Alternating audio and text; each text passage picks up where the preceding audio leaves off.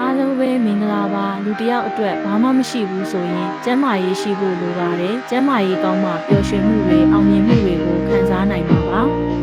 ဒါပေမဲ့ကျွန်တော်တို့ရဲ့နေ့စဉ်အစားအစာတွေမှာအာဟာရတန်းမြတ်တာမှုပြေဝစွာမပါဝင်တာကအခုခေတ်မှာအရေးကြီးတဲ့ပြဿနာတစ်ခုပါ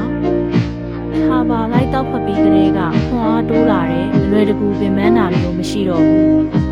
နှစ်အလုံးများလို့အချိန်မရှိတဲ့အခါဟာဘာလိုက်တောက်ပြီးအာဟာရပြေဝအောင်လုပ်နိုင်တယ်ဒါကြောင့်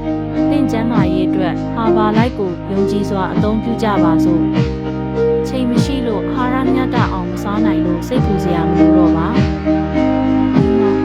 ဟာဘာလိုက်ဖြည့်ဆွတ်စာရဲ့အထူးကြုံဆုံးဖြည့်ဆွတ်စာတွေကသင်အတွက်ဖြည့်ပါHaba Life ကသိပ္ပံနည်းကျသုတေသနတွေနဲ့ပေါ်ဆက်ထားတဲ့ဖြည့်ဆွတ်စာတွေဖြစ်ပြီးအာဟာရမျှတစွာပါဝင်တဲ့ဗီတာမင်၊ပရိုတင်းအမြင့်ဓာတ်တွေအားလုံးလွယ်ကူမြန်ဆန်တဲ့အချိန်ကုန်သက်သာစွာနဲ့အာဟာရပြည့်ဝစေတဲ့ဘေးဆိုးကျိုးကင်းတဲ့ကမ္ဘာတဝန်းမှာအာမခံချက်ရှိတယ်